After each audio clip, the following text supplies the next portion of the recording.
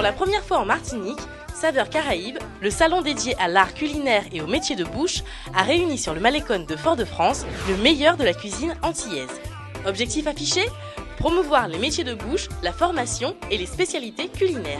Pendant 3 jours, de nombreux exposants, des chefs martiniquais et des îles voisines, ont été très fiers de montrer leur savoir-faire dans une ambiance à la fois bon enfant et professionnelle. Le public présent a pu participer à des ateliers et faire des dégustations de plats ou de boissons typiques. Participer à ce salon Saveurs Caraïbes 2013, ça nous permet en fait d'accroître notre popularité auprès de la population martiniquaise. Quand vous faites un salon, ce n'est pas là où vous allez peut-être avoir une clientèle ou quoi que ce soit de plus. Mais au niveau de la notoriété, c'est quelque chose qui vous fait du bien. Et donc c'est la raison pour laquelle on est là. Et bon, jusqu'à présent, donc, on a rencontré des gens qu'on ne connaissait pas et des gens qui ne nous connaissaient pas. Donc je pense que le but est atteint. J'ai envie aussi de montrer certaines compétences qu'on est capable de faire aujourd'hui au niveau du bar. C'est très important parce que je trouve qu'aujourd'hui, le monde du bar, ça ne s'arrête pas à servir un coca avec du whisky à l'intérieur. Ça va bien plus loin que ça. Ça va sur la mixologie des alcools, ça va sur la mixologie des goûts. Comme vous constatez autour de vous dans cette manifestation, l'épanouissement, comment les gens s'intéressent à la gastronomie, comment les gens apprécient, cherchent à découvrir. Et c'est ça notre métier.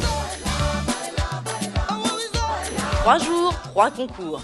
Celui des apprentis lycéens, des chefs confirmés et des barmen. Le premier jour, les jeunes sont à l'honneur, motivés et encouragés par des professionnels heureux de partager leur passion. La cuisine est un métier d'avenir à une condition de prendre le bon goût.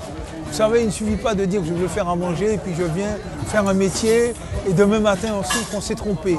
Il faut avoir ce qu'on appelle être motivé pour faire son métier.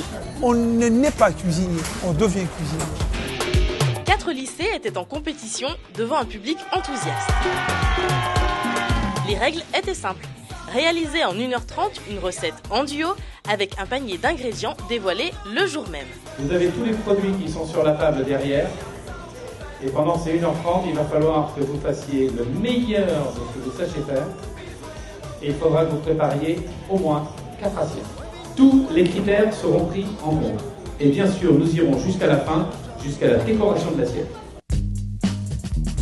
Concentration maximale pour les candidats sous les projecteurs des caméras et le regard attentif du jury. Une occasion de mettre en avant leur technique. 5, 4, 3, 2, 1, terminé. Reculez s'il vous plaît.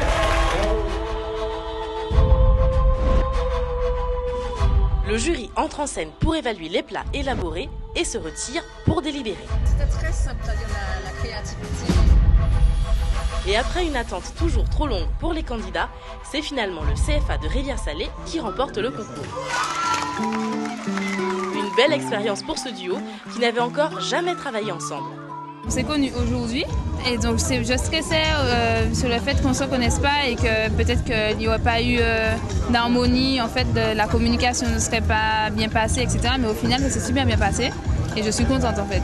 Je trouve que c'est bien, ça nous fait nous exprimer quoi, à travers, voilà. Ça pousse les jeunes à aller plus loin.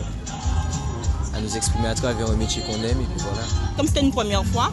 Voilà, pour une première fois, je trouve quand même que c'est pas si mal. C'est pas si mal, on sort aussi. Par contre, le but, c'était pas forcément de gagner, mais c'était de participer au concours. J'ai dit, je viens parce que je suis coach de concours culinaire en Guadeloupe. J'ai pas eu le temps de préparer un petit jeune montant. Donc, voilà, en soyez indulgents, hein, la vieillesse me prend. Le lendemain, l'ambiance est plus détendue pour les chefs martiniquais et guadeloupéens confirmés. Du moins, pour les habitués. Je savais que j'étais avec 3 hommes, mais je ne savais pas que c'était des professionnels. Donc ça a mis une très, très grande pression sur moi. Le défi du jour, concocter en 2 heures une recette avec des produits essentiellement locaux. Les gestes sont rapides, précis, maîtrisés. Tous les avantages issus de l'expérience. Lorsqu'on est un professionnel, on doit pouvoir s'adapter. Ça n'a pas été plus difficile qu'un autre. La seule chose que je remercie les organisateurs de m'avoir fait participer à cela, c'est tout. Rien n'a été difficile. Il faut absolument que nos jeunes qui sont passionnés par ce métier puissent voir effectivement que leur chef se jette à l'eau quand il le faut. Parce que c'est un métier où chaque jour, il faut relever les défis. 5, 4, 3, 2, 1, terminé. Reculez s'il vous plaît les plans. Bravo, félicitations à tous. Applaudissements du public. Nouvelle entrée du jury pour la dégustation avant délibération.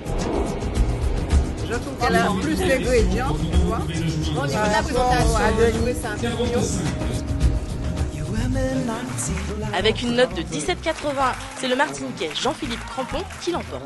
C'était une bonne expérience dans le principe que c'était bon enfant et à la fois c'était professionnel. Tout simplement parce qu'il y avait beaucoup de jeunes qui étaient là en train de regarder, il y avait des parents.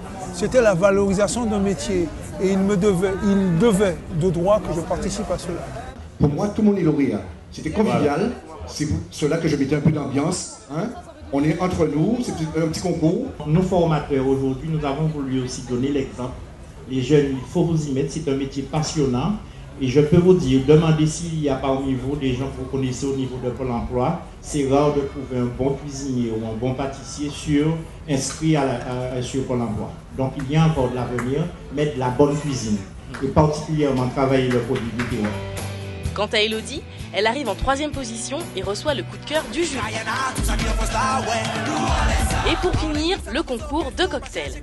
Place au shaker, au style, à la technique et au stress.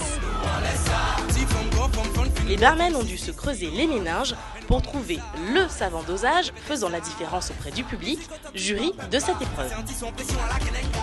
J'appellerai le candidat numéro 1. C'est un homme. Lilian. La palme est remportée par une jeune femme. Un petit exploit dans ce métier à dominance masculine.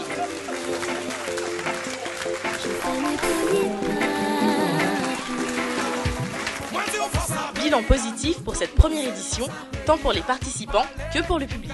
Ce genre de manifestation, c'est super, parce que en fait, on dit toujours les jeunes traînent, les jeunes font ceci, cela, mais on n'est pas tous pareils, il y en a qui ont besoin d'avancer, de faire avancer leur île. Ce serait bien que ça se fasse un petit peu plus souvent. Le fait d'allier bar, service et cuisine, donc toute l'hôtellerie et restauration, et faire découvrir aux gens en Martinique nos qualités en tant que barman, serveur et cuisinier, parce qu'on a des grands chefs en Martinique, on a des grands barman, donc Claude Denis qui a fini vice-champion de France. Et voilà, et on invite les gens à venir nous voir et à respecter ces métiers-là qui sont très importants. Tout ce qui est fait pour valoriser la profession et valoriser les jeunes, je suis pour et c'est une très bonne chose. Et l'année prochaine, je serai encore là pour encadrer au niveau de l'URMA et encadrer ce concours et aider à ces organisateurs à réussir le parcours qu'ils ont commencé à mettre en place. Tous ont promis d'être là l'année prochaine, le niveau et l'ambiance vont monter d'un cran. Alors, prêt à participer à ce beau et grand défi ?